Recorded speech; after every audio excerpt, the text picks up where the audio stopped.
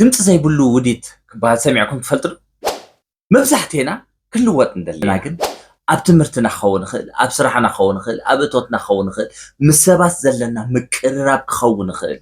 ማእሱሱ ጥራይ ካብኡ ሓሊፉ ኣብቲ ሕብረተሰብ ኣብቲ ምስ ካልእ ዘለና ሕብረተሰብ እውን ዘሎ ቅርበታት ክነዕብዮ ክንልወጥ ክንዓቢ ንደሊ ኢና። ግን ብግስ ክትብል ክትሓስብ ከለኻ ሓደ ድምፂ ዝመፀካ ኣሎ።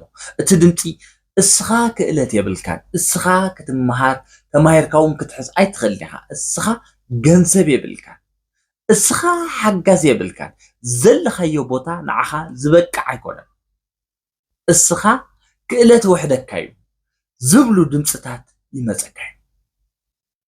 ኣነ እዚ ድምፂ እዚ ኣጥፊአዮ እየ። እስኹም እውን ከመይ ጌርኩም እዚ ድምፂ እዚ ተጥፍእዎ በዛ ቪድዮ እዚኣ ክረአና። ድምፂ ዘይብሉ ውዲት ክበሃል ከሎ ግን እንታይ ማለት እዩ? ድምፂ ዘይብሉ ውዲት ክንብል ከለና ናይ ገዛእ ርእስና ሓሳባት ጥራሕ ዘይኮኑ ከዓ ዛንታታት መን ንሕና ዝፈጠርናዮም፣ ንሕና ጥራሕካ ኣይኮነን፣ ኣዝማድና ዝፈጠርዎ፣ ጎረባብትና ዝፈጠርዎ፣ ሕብረተሰብ ናትና ዝፈጠሮ፣ ዓርከም ሓዛት ዝፈጠሮ፣ መማህራና ዝፈጠርዎ እሞ ንዓና ዝነገሩና ከምዘይ ንኸይድ ሓሊኹ ሒዙ ኣብ መሓይር ሒዙና ዘሎ ነገር ድምፂ ዘይብሉ ውዲት እዩ።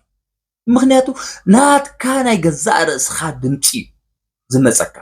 ካልኦት ብዝነገሩኻ ቤተሰብካ ክኾኑ ይኽእሉ፣ ዓርኽትካ ክኾኑ ይኽእሉ፣ መቕርብካ ክኾኑ ይኽእሉ፣ መማህራንካ ክኾኑ ይኽእሉ፣ ሰበይታኻ ትኸውን ሰብኣይካ ክኸውን ይኽእል እዩ። እዚ ድምፂ ነናሻዕ እንዳመፀ እንታይ ይገብረካ? ከምዘይ ትኽእል፣ ዓቕሚ ከምዘይብልካ፣ ደጋፊ ከምዘይብልካ፣ ክእለት ከምዘይብልካ፣ ብቕዓት ከምዘይብልካ ኩሉ ግዜ ይነግረካ እሞ ሓሊኹ ሕዘካ። ስለዚ እንታይ ኢልናዮ? ድምፂ ዘይብሉ ውዲት ጥንቃቐ ዘድልያ እያ። ስለዚ ነዚ ድምፂ ንኸጥፍእ 4 መንገድታት ዝተጠቀምኩለን ኣለዋ። እዘን 4 መንገድታት ብርግፅ እንድሕር ተጠቂምኩምለን ሙሉእ ብሙሉእ ካባኻ ክጠፍእ ክጅምር እዩ። ክተጥፍኦ እንድሕር ደሊኻ ተኸታተል ማለት እዩ። ከመይ ቀኒኹም ብሉፃት ተኸታተልቲ ሓደሽ ዝኾንኩም ነዛ ቻነል ስመይ ሓወኹም ኣሰልጣን ዮሃንስ ኢሳያስ ይበሃል። ሳብስክራይብ ዘይገበርኩም ድሕር ሃሊኹም ሳብስክራይብ ግበሩ። ኣብዛ ቻነል እዚኣ ኩሉ ግዜ ቁም ነገር ዝሓዙ መደባት ጥራሕ የምፅእኩ። ቁም ነገር ንፈቱ እንተኮይንና ሳብስክራይብ ላይክ እንድሕር ጌርና ናብ ብዙሓት ሰባት ክበፅሑ ሼር ተጌርናዮ ከዓ ብዙሓት ኣዕሩኽትና መሓዙትና ቤተሰብና ተኻፈልቲ ናይዚ ፀጋ እዚ ክኾኑ እዮም ማለት እዩ። ምክትታል ናባኹም። ቀዳመይቲ ነቲ ድምፂ ክተለልዮ ኣለካ። ዝበዝሐ ግዜ ሓደ ሸቶ ከተቐምጥ ከለኻ ወይ ከዓኒ ሓደ ሓድሽ ሓሳብ ወይ ሓድሽ ነገር ክገብር እየ ክትብል ከለኻ እዩ ዝመፀካ። ሓቂ ንዓይ ከምኡ እዩ ዝመፀት ነይሩ እምበኣር እዚ ክመፀካ ከሎ ኣፍልጦ ክትቦ ክትገል ኣለካ፣ ክተለልዮ ክትገል ኣለካ። ካበይ እዩ መፅዩ? እሱ ጥራሕ ዘይኮነኻ ክትምዝግቦ ክትክእል ኣለካ ማለት እዩ። ራድ ኣለምሽ ክትምዝግቦ ክትክእል ኣለካ እንጂ ብተደጋጋሚ ኩሉ ግዜ እንዳተደጋገመ ዝመፅኻ ሓሳባት ኣለዉ። ሰባት ኣይፈትውንን እዮም፣ ሰባት ኣይቅበሉንን እዮም፣ ገንዘብ የብለይን፣ ኣብዚ ዘለኽዎ ቦታ ተሓፂረ እየ ዘለኹ፣ ብቕዓት የብለይን፣ ትምህርቲ የብለይን ዝብሉ ክኾኑ ይኽእሉ እዮም። ስለዚ ነዚ ኣለሌኻ እንድሕር ክትምዝግቦ ክኢልካ ኣፍልጦ ሂብካዮ ኣለኻ። ብድሕሪኡ እንታይ ክትገብር ከም ዘለካ ዝሕብረካ ሓደ መንገዲ ወይ ከዓ ሓደ ስጉምቲ ከድካ ኣለኻ ማለት እዩ። ኣፍልጦ ምሃብ ዝበለፀ ነገር እዩ። ካልአይት ነጥቢ ነቲ ድምፂ ክትብድሆ ክትክእል ኣለካ። ነተን ዝፀሓፍካየን ነገራት ተረዳዲና ነቲ ቀዲምካ ገንዘብ የብለይን፣ ዓቕሚ የብለይን፣ ምስ ሰባት ክረዳዳ ኣይክእልኒ፣ ኣብ ዘይከውን ቦታ፣ ኣብ ዘይከውን ዓዲ፣ ኣብ ዘይከውን ስራሕ ኣለኹ ዝብል ዘሎ ድምፂ ምስ ፀሓፍካዮ ተረዳዲና ንዕኡ ክትገጥሞ ክትክእል ኣለካ ማለት እዩ። እዚ ድምፂ እዚ፣ እዚ ሓሳብ እዚ፣ እዚ ስምዒት እዚ ካበይ መፅዩ ኢልካ ክትሓትት ክትክእል ኣለካ መጀመርያ።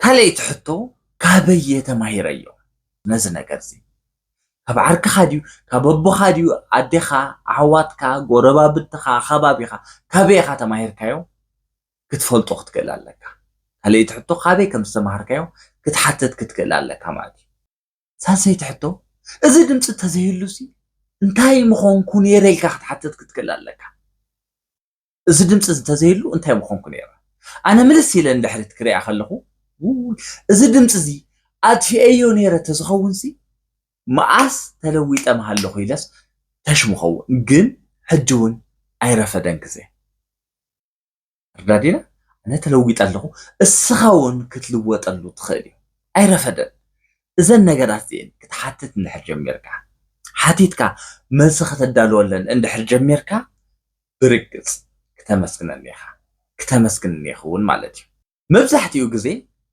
إذا نحطوتها زين كنعزبن كلنا انتاي مخانو يرداكا ناي سبات رئيتو مخانو يرداكا ناتكا زي كونا نكر مخانو يرداكا مو شعو أسيخا تكرر أنس كمزي لشخعي نيرا بكا كمزب مخاني الكاسي كتكرم تخل رئيتو تاتيو ناي تحاد حساب ناي تحاد زهابو خانا كريم حقنا تالوهم دين تلنا أيكونن السخا بتمثال فتاري زتفتركا بلوت بزح تأمر كتقبر ادخل سبيخا مخنياتو بزحات كمخا زقبر اللو سلازي الصوم اندحر كيرو أنا النسخان كن قبرو زي نخل مخنيات انتهي يزلو ولا حنتي مخنياتو فتاري بمحرة نعين نعخان نتحدن زهابو عدل سلازخوني إذا عدل زي اندحر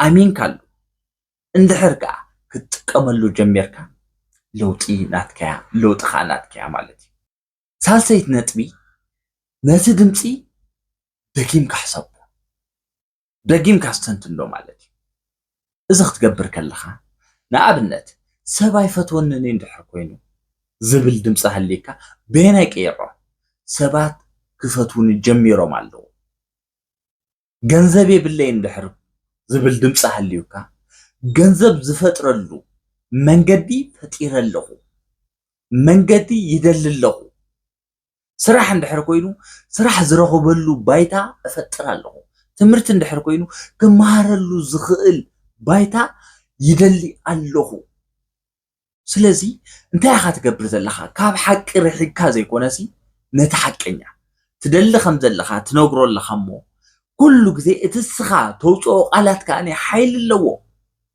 سلزة حيل سلزة اللو نام من تايك مرحكي أمرنا أنا حكي أنا حاسد أيفلني أوكي يدل اللمو كترخبوا لك أجوها كيد سقوم توقعاز أتتحلليلو تايخ قبرك كده فأكا خجمري السخون نابتدلي خيو زلخات عوت ناتكا خوني مالتي نرادا لمش انتاي كتقبر كتكل لك سقوم تختوسد لك نيناي حدش دمص نختفتر ات دمصتي كقبر خيلي كبطحو يخيلي عقملني كلاتالني بقعتالني كمهار خيلي ابزلا على درجه غنزب كب خيلي زلا على غنزب سرح كسرح خيلي زلا على سرح مويا خلو نخيلي زلا على مويا كتبل إذا دمس زي كتمسرتو تخيليها بخامي ندحريلكاني أمرو لكع كم جواداي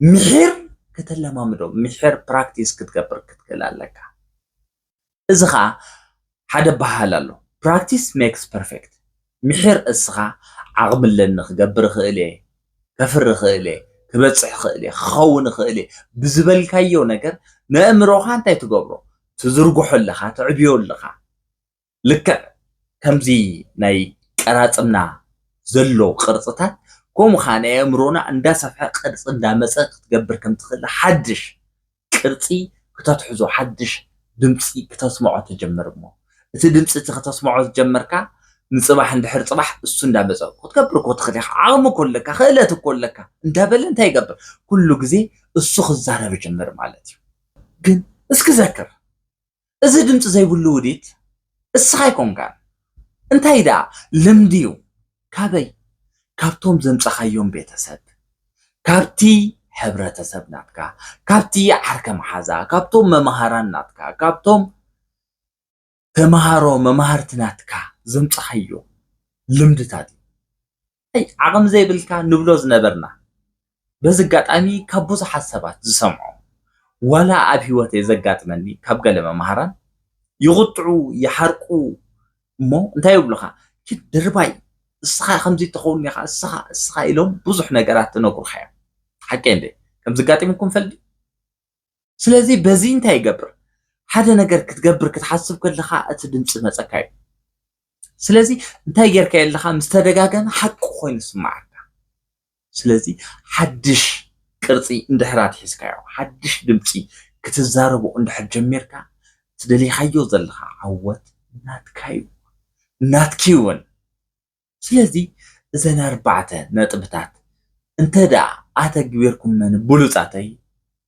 بلوصات سدرابيتي عوت ناتكم يا سلازي حدرا بصمونا ስለዝተኸታተልኩምኒ ኣዝየ መስክነኩም ኣብዚ ቅፅል መደባት ብሓደ ክንረኸብ ኢና ክሰርሓልኩም ደልይዎ ነገራት እንድሕር ሃልይውን ክሰርሓልኩም እየ ጥራሕ ኣብኩም መፅሓፉለይ ናይ ሕጂ ግን ኣብዚኣ ትኸለና ቴንኪዩ